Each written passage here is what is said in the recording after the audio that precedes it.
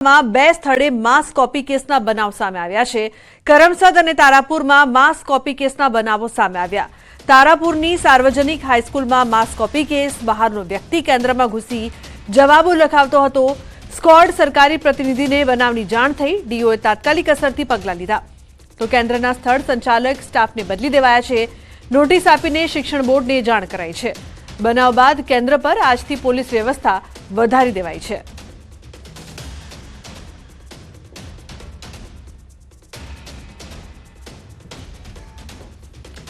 महत्वનું છે કે બોર્ડની પરીક્ષામાં બે સ્થળે કોપી કેસની ઘટના સામે આવી। કરમસદ અને તારાપુરમાં માસ કોપી કેસની ઘટના સામે આવી।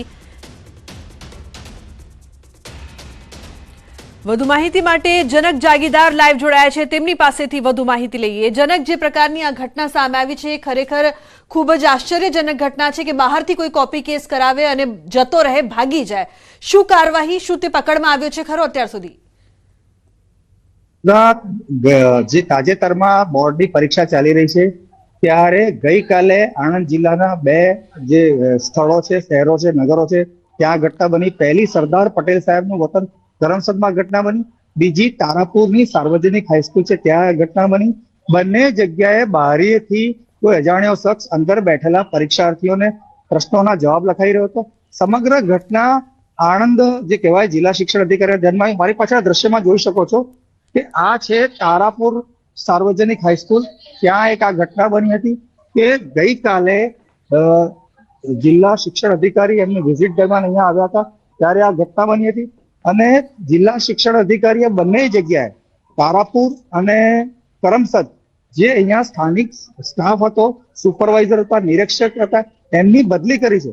ખૂબ મહત્વની બાબત એ છે કે જ્યારે શિક્ષણ વિભાગ એકદમ ફેર, તટસ્થ પરીક્ષાની વાત કરતી હોય, પરીક્ષાની શરૂઆત પહેલા એવી એક જાહેરાતો થતી હોય શિક્ષણ વિભાગ દ્વારા કે તમામ સીસીટીવી થી સજ્જ સ્કૂલો કરી દેવાય છે, તમામનું કહેવાય કે પોલીસ બંદોબસ્ત પણ ગોઠવવામાં આવ્યો છે, કાયદો અને વ્યવસ્થા જળવાય તે માટે તમામ પગલાં લેવામાં આવે છે। ખૂબ મહત્વની બાબત આ સમગ્ર ઘટનાક્રમમાં એ છે કે આ પ્રકારના તત્વો જ્યારે બહારથી આવી અને બહારી કે ગમે તે કોઈ સાધનનો ઉપયોગ કરી અંદર બેઠેલા પરીક્ષાર્થીઓને પ્રશ્નોના જવાબ લખાવતો હોય ત્યારે ખરેખર આખું વર્ષ મહેનત જેમણે કરી છે તેવા વિદ્યાર્થીઓને ખૂબ અન્યાય થતો હોય છે। શિક્ષણ અધિકારીએ પૂરતા પગલાં લેવાની વાત કરે છે કે તેમણે બદલી કરી છે। આ બદલી એ કહેવાય કે એ સંપૂર્ણ નથી। જ્યારે આ પ્રકારની ઘટનાઓ સ્કૂલોમાં બનતી હોય ત્યારે સ્થાનિક સ્ટાફ મેમ્બર જે કોઈ હોય, જો પરીક્ષાઓ લઈ રહ્યા હોય એ પણ જવાબદાર હોય છે, તેમની સામે પણ ચોક્કસ પગલાં લેવા જોઈએ। જી લુબના। જી બિલકુલ જનક, આભાર આ સમગ્ર માહિતી બદલ। તો ચોક્કસ પગલાં લેવાની જરૂર છે તે વાત પણ તમામ લોકો દ્વારા કરવામાં આવી રહી છે। કેન્દ્રમાં જે પ્રકારની આ ઘટના સામે આવી છે, સ્થળ સંચાલક અને સ્ટાફને બદલી દેવાયા છે।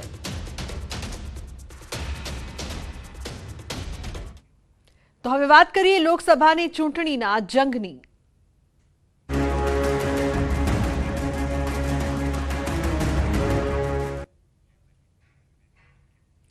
તો બનાસકાંઠામાં ભાજપનો ટાર્ગેટ 5 લાખ કે 1 લાખ મતથી જીત। બનાસકાંઠાના સાંસદ પરબત પટેલનું નિવેદન। વર્તમાન સાંસદે 1 લાખ કરતા વધુ મતથી જીતવાનો વિશ્વાસ વ્યક્ત કર્યો છે। સાંસદ પરબત પટેલનું નિવેદન। થરાદ તાલુકાના કાર્યકર્તાઓને સંબોધતા પરબત પટેલે નિવેદન આપ્યું।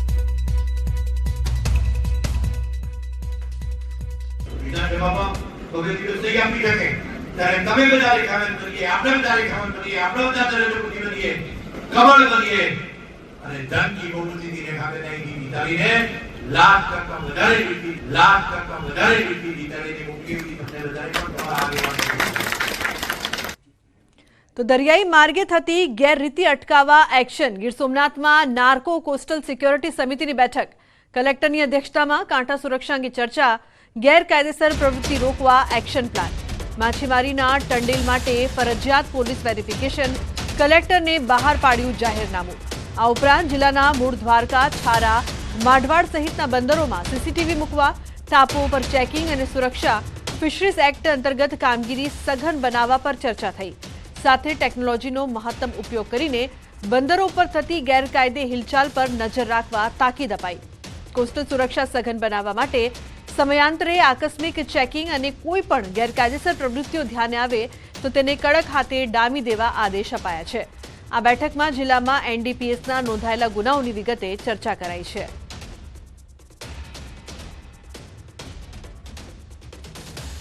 તો સુરેન્દ્રનગર કલેક્ટર કચેરીમાં આશા વર્કર અને ફેસિલિટર બહેનોએ ઉગ્ર રજૂઆત કરી હતી. પગાર વધારો, મેટર્નિટી લીવ ઉપરાંત ગ્રામ્ય વિસ્તારોમાં ફરજ પર જવા માટે ભથ્થું ચૂકવવા સહિતની માંગ સાથે બહેનોએ ઉગ્ર રજૂઆત કરી છે. આગામી દિવસોમાં આ માંગ ન સંતોષાય તો કામથી અળગા રહેવાની પણ ચીમકી ઉચ્ચારી છે. કે મેટર્નિટી લીવ જે અમને રજા નથી મળતી, પ્લસ દરેક ફેસિલિટર બહેનો છે જેને કોઈ પ્રમોશન નથી મળતું. 12 વર્ષથી કામ કરીશી છતાં અમારો કોઈ પગારમાં કઈ નક્કી નથી.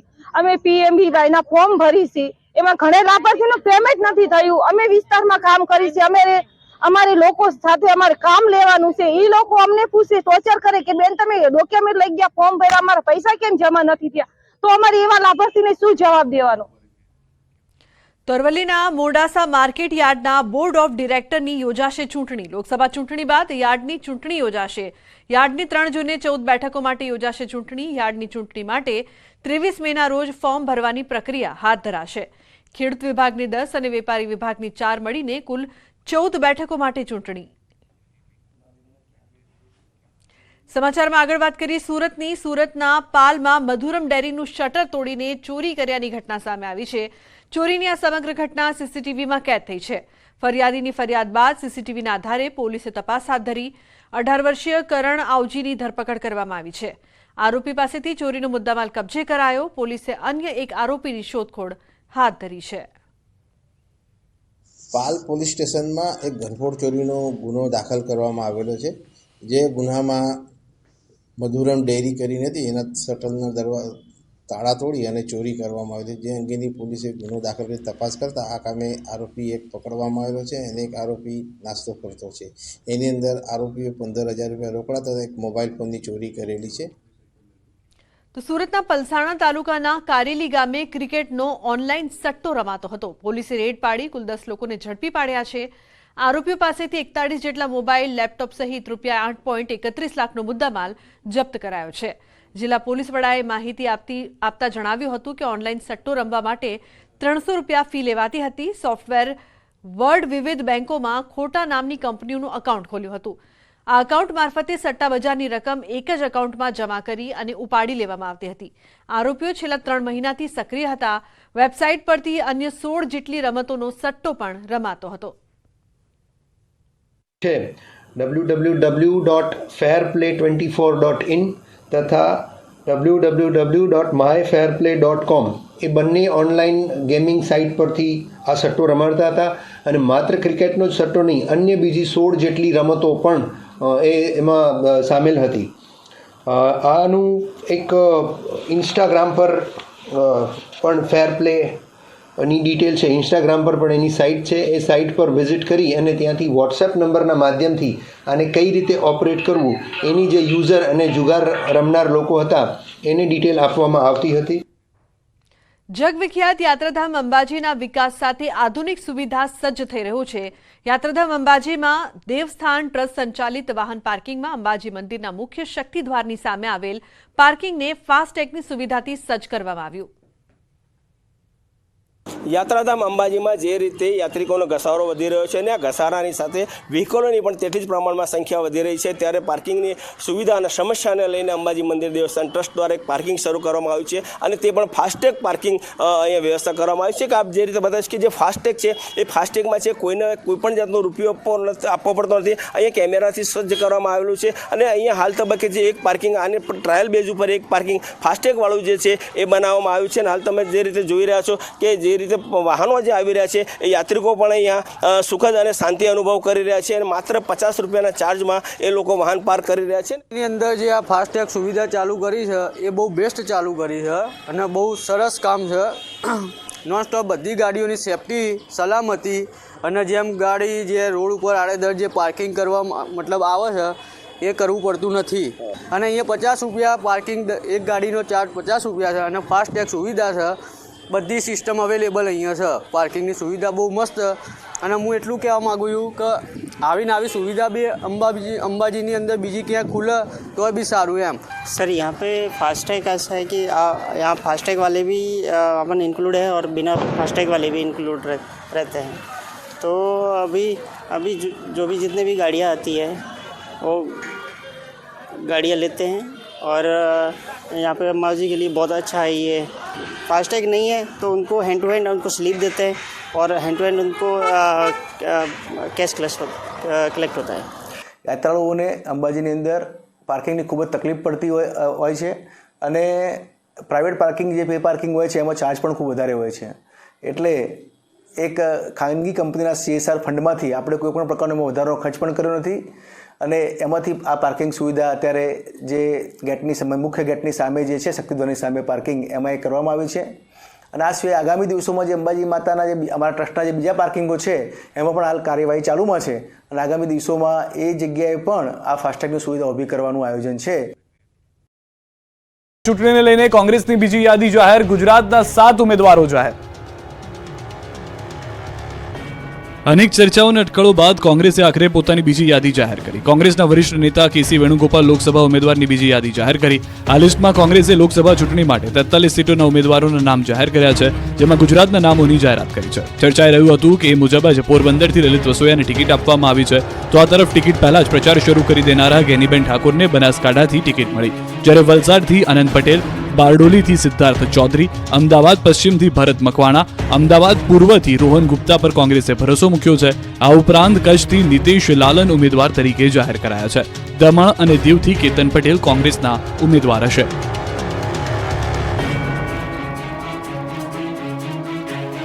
તો હાલમાં જે જાહેરાત થઈ છે કોંગ્રેસની બીજી યાદી, રોહન ગુપ્તા અમદાવાદ પૂર્વથી કોંગ્રેસના ઉમેદવાર, સિદ્ધાર્થ ચૌધરી બારડોલીથી કચ્છ બેઠકના ઉમેદવાર, ભાજપના વિનોદ ચાવડા, જેની સામે હશે નીતેશ લાલણ કોંગ્રેસના ઉમેદવાર. કચ્છમાં આ ટક્કર જોવા મળશે કોંગ્રેસ અને ભાજપની. બીજી તરફ બનાસકાંઠા બેઠકમાં 2 મહિલા ઉમેદવાર, ડોક્ટર રેખાબેન ચૌધરી અને સામે ગેનીબેન ઠાકોર, હાલના ધારાસભ્ય કે જેના ઉપર વિશ્વાસ મૂક્યો છે અને ગેનીબેન આ પહેલાથી જ પ્રચાર શરૂ કરી ચૂક્યા છે. તેઓએ કહ્યું હતું કે મને લીલી ઝંડી મળી ગઈ છે.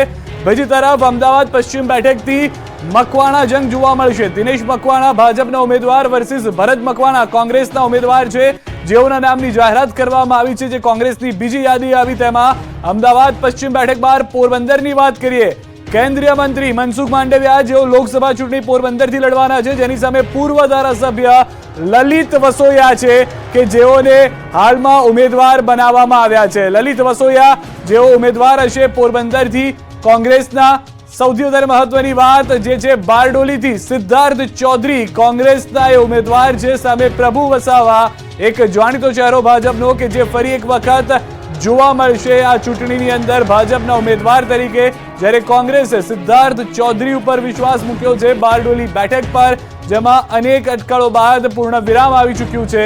સિદ્ધાર્થ ચૌધરી બારડોલીથી બેઠકના ઉમેદવાર હશે કોંગ્રેસના અને ભાજપના ઉમેદવાર છે પ્રભુભાઈ વસાવા. તો કુલ કોંગ્રેસે 7 નામો જાહેર કર્યા છે, જેમાં ધારાસભ્ય સહિત પૂર્વ ધારાસભ્યોને પણ મોકો મળ્યો છે.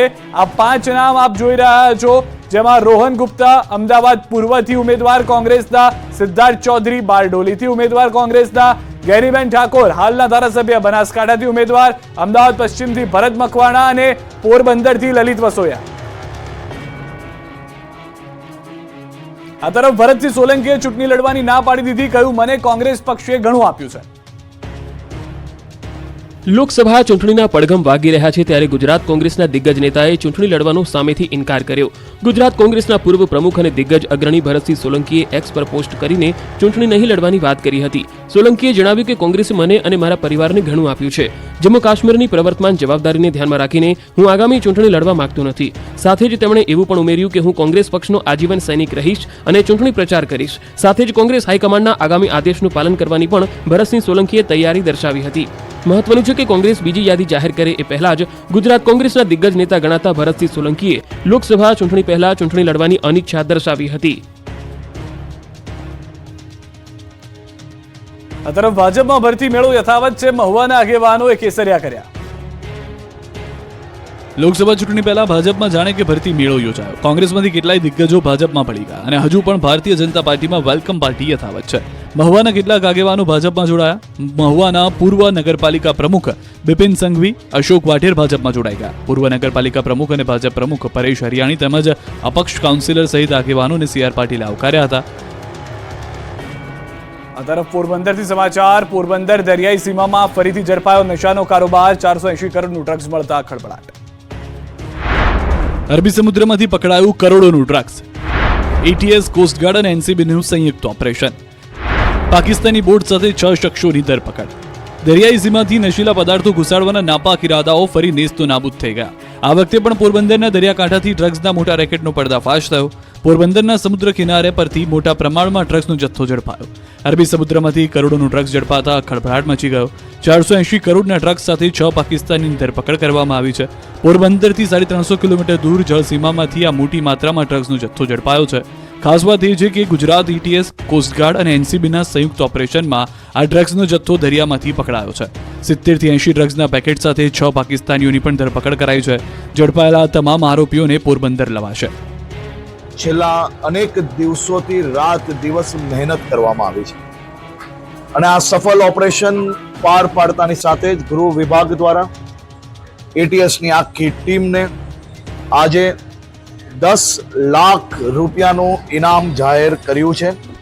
મહત્વનું છે કે લગભગ 13 દિવસ પહેલા જ અહીંથી ડ્રગ્સનો જથ્થો પકડી પાડવામાં આવ્યો હતો, જેમાં 3132 કિલો ડ્રગ્સનો જથ્થો પકડાયો હતો. NCB, ગુજરાત ATS તથા નેવી સહિતની સુરક્ષા એજન્સીઓ દ્વારા સંયુક્ત ઓપરેશન દ્વારા કામગીરી હાથ ધરવામાં આવી હતી, જેમાં કુલ અલગ અલગ 3 પ્રકારના ડ્રગ્સ મળી આવ્યા હતા. ગાંધી આશ્રમ રીડેવલપમેન્ટ પ્રોજેક્ટનો પ્રારંભ. અમદાવાદમાં PM મોદીના હસ્તે પ્રોજેક્ટ કરાયો લોન્ચ. પ્રધાનમંત્રી મોદી ફરી ગુજરાત મુલાકાતે આવ્યા અને ગાંધી આશ્રમ રીડેવલપમેન્ટ પ્રોજેક્ટનો પ્રારંભ કરાવ્યો. અમદાવાદમાં સાબરમતી આશ્રમના રીડેવલપમેન્ટ પ્રોજેક્ટનું ખાતમુહૂર્ત કર્યું. આ પ્રોજેક્ટ અંતર્ગત સાબરમતી આશ્રમનું 1200 કરોડ રૂપિયાના ખર્ચે રીડેવલપમેન્ટ થશે. સાથે જ મહાત્મા ગાંધીના આદર્શોને જાળવવા માટે કોચરબ આશ્રમ સ્મારક પરિયોજના અંતર્ગત આશ્રમના 5 એકર વિસ્તારનો વિકાસ કરાશે. પ્રધાનમંત્રી મોદી સાબરમતી આશ્રમ પાસે સભા સ્થળે પહોંચ્યા. ત્યારે સભા સ્થળે બંને બાજુ ચરખા મુકાયા હતા. બહેનો દ્વારા ચરખા પર કામગીરી કરીને સ્વાગત કરવામાં આવ્યું. ખાદી કુટીર ઉદ્યોગ સાથે સંકળાયેલી બહેનોને ચરખો કાત્યો હતો. PM મોદીએ કહ્યું કે જ્યારે મુખ્યમંત્રી હતો ત્યારથી આ કામ માટે લાગ્યો હતો. यहाँ रहने वाले परिवारों की बहुत बड़ी भूमिका रही है. इनके सहयोग के कारण ही आश्रम की 55 एकड़ जमीन वापस मिल पाई है. जिन जिन लोगों ने इसमें सकारात्मक भूमिका निभाई है, मैं उन परिवारों की सराहना करता हूं, उनका आभार व्यक्त करता हूं. अब हमारा प्रयास है कि आश्रम की सभी पुरानी इमारतों को उनकी मूल स्थिति में संरक्षित किया जाए. 5 એકરમાં ફેલાયેલા આશ્રમ હવે 55 એકરમાં ગાંધીના મૂલ્યો સાથે નિર્માણ પામશે. આ પરિસર અને આસપાસના વિસ્તારને અદ્યતન બનાવવાનો નિર્ણય સરકારે કર્યો છે. હાલમાં આવેલી 20 ઇમારતને યથાસ્થિતિમાં જાળવી રાખવામાં આવશે. આ ઉપરાંત 13 નવા બિલ્ડિંગ ઊભા કરવામાં આવશે અને મુલાકાતીઓની સુવિધામાં વધારો કરવામાં આવશે. આ પ્રોજેક્ટ અંતર્ગત સાબરમતી આશ્રમના વિસ્તૃતિકરણ સાથે અદ્યતન બાબતોનું પણ ધ્યાન રખાયું છે.